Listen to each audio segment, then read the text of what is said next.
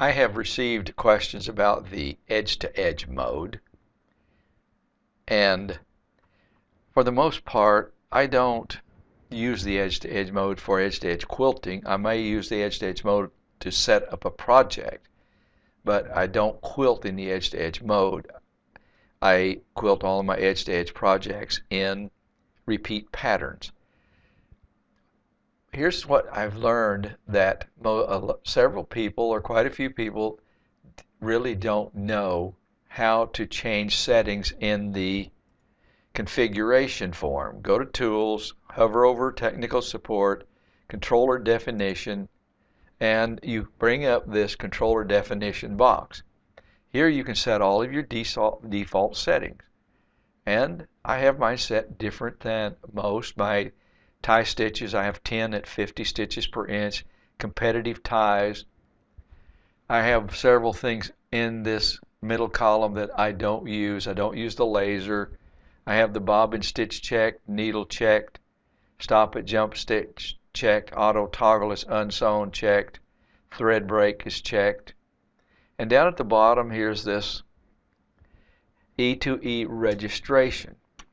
Now you can change the E2E registration. It is defaulted to end of set. If you click on this arrow, you can change it to place 2 pins or use start point and end point. I just leave mine at end of set, and that works for me. Once you make any changes in any of these boxes, you need to go to File, Save and Close, and that'll get you out of that. So here's some patterns I put on the screen. Here in this first pattern, start and end are about midway between top and bottom. The next pattern, the start and end are closer to the bottom than they are to the top. Then I have a pattern that the start and end is at the top. The last pattern, the start and end are at the bottom. Over on the left, I have all of these patterns in the preview. This is one that starts about the center. This one starts closer to the bottom than the top. This pattern starts at the top. This pattern starts at the bottom. So if I set up edge-to-edge mode projects, click on the edge-to-edge mode icon, and it tells me, click upper left, upper right, lower left. And if I do all of that, it will set up this pattern. So I'm going to click, follow the instructions, do the clicking, and to show you what happens. This is not a very well-made quilt, and it is very wide on that top border compared to the body of the quilt, and you'll see that when I put in everything. Now I'm finished for 4 points. What it's going to ask me to do now is put in the length of the quilt.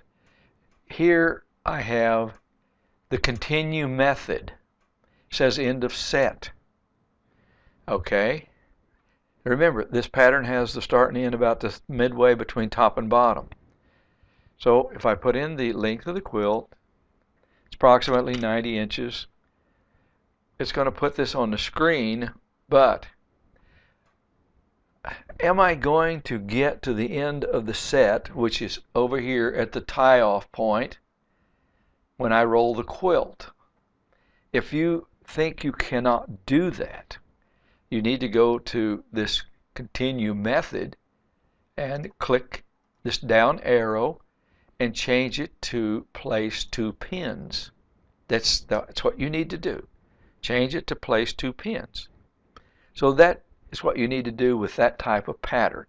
Pay attention to where the start and end are located in any pattern that you intend to quilt.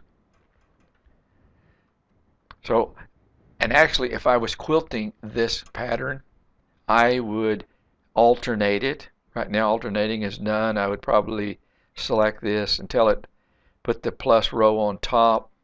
And see, Creative Studio would automatically trim off all this stuff, and that would be good. It moves this so that it's not, one on top of the other, and you can easily fill in this space. So that's one example.